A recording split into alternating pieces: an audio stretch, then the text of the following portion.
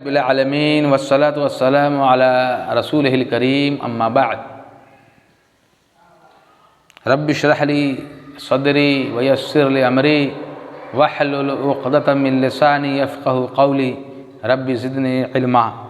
سامعین کرام، دینی ملی بھائیوں، بزرگوں اور دوستوں، کتاب بلوغ المرام من ادلۃ الاحکام جو حافظ ابن حجر کی کتاب ہے، درس کا جو سلسلہ چل رہا ہے، آج کے درس کا عنوان ہے الماء طہور لا ینجسہ شیء، کہ پانی پاک ہے، اسے کوئی چیز ناپاک نہیں کر سکتی، سے متعلق باتیں بتائی جائیں گی۔ اس سے متعلق حدیث ہے، وعن ابی سعید الخدری رضی اللہ تعالی عنہ قال قال رسول اللہ صلی اللہ علیہ وسلم ان الماء طہور لا ینجسہ شیء، اخرجہ الثلاثہ وصححہ احمد۔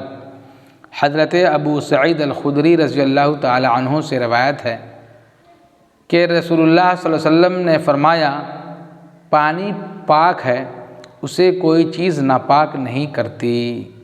اس روایت کو، اس حدیث کو امام ابو داؤد، امام ترمذی اور ابن ماجہ نے روایت کیا ہے، اور امام احمد نے اسے صحیح قرار دیا ہے۔ الخدری خاء کے ضمہ اور دال کے سکون کے ساتھ خدرہ کی طرف منسوب ہے، جو انصار کا ایک معروف و مشہور قبیلہ ہے۔ طہور طاء کے فتح کے ساتھ اس کے معنی پاک کے بھی ہیں اور پاک کرنے والے کے بھی۔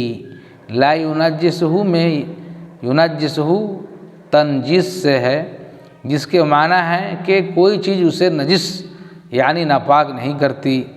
مفہوم و معنی یہ ہے، پانی میں نجاست کا محض گر جانا اسے ناپاک نہیں کرتا۔ اور حاصل کلام حدیث کا مقصود یہ ہے کہ پانی پاک ہے، عام طور سے پانی پاک ہے، محض نجاست کے واقع ہونے سے پانی ناپاک نہیں ہوتا، خواہ پانی کی مقدار کم ہو یا زیادہ۔ امام مالک رحمۃ اللہ علیہ اور ظواہر اور ایک قول کے مطابق امام احمد رحمۃ اللہ علیہ کی بھی یہی رائے ہے۔ امام مالک رحمۃ اللہ علیہ نے مشروط بات کی ہے کہ جب تک تینوں اوصاف میں سے کوئی وصف رونما نہ ہو، جیسا کہ آگے ابو امامہ باہلی رضی اللہ تعالیٰ عنہ سے مروی حدیث میں بیان ہوا ہے، لیکن ابو سعید خدری رضی اللہ تعالیٰ عنہ سے مروی حدیث ایک خاص واقعہ سے متعلق ہے، اور وہ یہ کہ رسول اللہ صلی اللہ علیہ وسلم سے پوچھا گیا کہ کیا ہم بئر بضاعہ کے پانی سے وضو کر سکتے ہیں؟ بئر بضاعہ ایک پرانا کنواں تھا جس میں حیض والے کپڑے، کتے کے گوشت کے ٹکڑے اور بدبودار چیزیں ڈالی جاتی تھیں۔ آپ صلی اللہ علیہ وسلم نے اس کے جواب میں فرمایا، پانی تو پاک ہے۔ بظاہر معلوم ہوتا ہے کہ الماء میں جو لام ہے یہ لام عد کا ہے، جس کے معنی یہ ہوں گے کہ سائل پوچھنے والے کے ذہن میں جس کنویں کا پانی مراد تھا اور وہ بئر بضاعہ کا پانی تھا، اس کنویں کی چوڑائی 6 ہاتھ تھی، زیادہ سے زیادہ اس میں پانی ناف سے اوپر کی حد تک رہتا تھا، اور جب کم ہوتا تو ناف سے نیچے کی حد تک ہو جاتا، جیسا کہ ابو داؤد نے اپنی سنن میں اس کا ذکر کیا ہے۔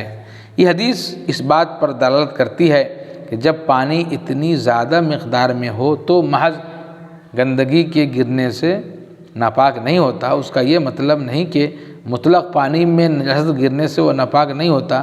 اگر مذکورہ مقدار ہو، زیادہ کثیر مقدار ہو، تو اس میں نجاست واقع ہونے سے وہ ناپاک نہیں ہوتا، ورنہ ناپاک ہو جاتا ہے۔ راوی حدیث ابو سعید الخدری رضی اللہ تعالیٰ عنہ سے متعلق یہ ہے کہ ابو سعید کنیت ہے، آپ کا نام سعد بن مالک بن سنان ہے، انصار کے قبیلہ خجرج سے آپ کا تعلق تھا، کبار صحابہ میں آپ کا شمار ہوتا تھا۔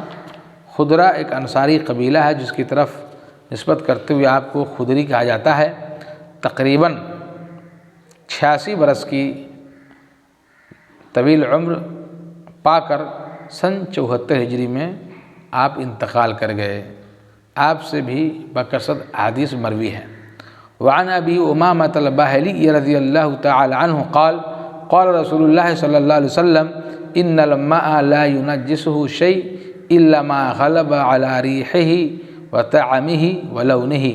حضرت ابو امامہ الباہلی رضی اللہ تعالیٰ عنہ سے روایت ہے کہ رسول اللہ صلی اللہ علیہ وسلم نے فرمایا یقیناً پانی کو کوئی چیز ناپاک نہیں کرتی، پلید نہیں کرتی، الا یہ کہ پانی پر اس ناپاک و پلید چیز کی بو، ذائقہ اور رنگت غالب ہو جائے۔ اسے ابن ماجہ نے روایت کیا ہے اور ابو حاتم نے اسے ضعیف قرار دیا ہے۔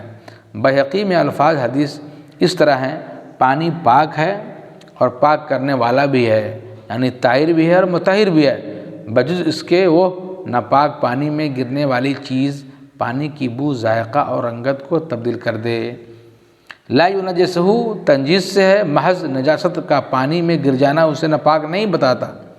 یہ اس صورت میں ہے جبکہ پانی کی مقدار زیادہ ہو، یعنی 2 بڑے مٹکوں کی مقدار کے برابر ہو۔ پھر اگر پانی 2 بڑے مٹکوں کی مقدار کے مساوی ہو اور اس میں نجاست گر کر اس کی بو، ذائقہ اور رنگت میں سے کوئی ایک وصف بھی تبدیل کر دے تو پانی ناپاک ہو جائے گا۔ اس میں پانی کی مقدار قلیل یا کثیر کا اعتبار نہیں ہوگا۔ خلاصہ کلام اس حدیث کی سند میں رشیدین بن سعد راوی متروک ہے اور اسے موصول بیان کرتا ہے، جبکہ راشد بن سعد جو ثقہ راوی ہے اسے مرسل بیان کرتا ہے۔ یہ حدیث گرچہ اپنی سند کے اعتبار سے ضعیف ہے، تاہم معنوی اعتبار سے اس کی صحت پر اجماع ہے۔ امام شافعی رحمۃ اللہ علیہ، امام اور بہقی رحمۃ اللہ علیہ اور ابن منذر رحمۃ اللہ علیہ نے اس بات پر اہل علم کا اجماع نقل کیا ہے کہ پانی خواہ تھوڑا ہو یا زیادہ، نجاست کے اس میں گرنے سے اس کے 3 اوصاف میں سے کسی ایک کی تبدیلی کی صورت میں وہ ناپاک ہو جاتا ہے۔ اس حدیث سے معلوم ہوا کہ پانی کو اگر زیادہ مقدار مثلاً 2 قلے یا اس سے زیادہ ہو تو کوئی چیز پلید نہیں کرتی۔ ہاں اگر نجاست گرنے کی وجہ سے اس کا رنگ، بو یا مزہ بدل جائے تو وہ ناپاک ہو جاتا ہے۔ راوی حدیث ابو امامہ الباہلی سے متعلق یہ ہے کہ ابو امامہ ان کی کنیت ہے۔ امامہ حمزہ کے ضمہ کے ساتھ باہلا قبیلہ میں سے ہونے کی وجہ سے باہلی کہلائے۔ آپ کا نام، آپ مشہور صحابی رسول ہیں۔ آپ کا نام سدی تصغیر بن عجلان ہے، سدی بن عجلان ہے، مشہور صحابی رسول صلی اللہ علیہ وسلم میں سے ہیں۔ یہ ان صحابہ کرام میں سے ہیں جن سے کثرت روایات مروی ہیں۔ مصر میں سکونت اختیار کی، پھر حمص کی جانب منتقل ہو گئے۔ آپ کی وفات 81 یا 86 میں ہوئی۔ شام میں وفات پانے والے سب سے آخری صحابی رضی اللہ تعالیٰ عنہ یہی ہیں۔ اللہ تعالیٰ سے دعا کہ اللہ تعالیٰ ہمیں صحیح سوجھ بوجھ، صحیح سمجھ بوجھ اور سنت کے مطابق عمل کرنے کی توفیق عطا فرمائے۔ وصلی اللہ علی نبینا محمد وعلی آلہ وصحبہ اجمعین۔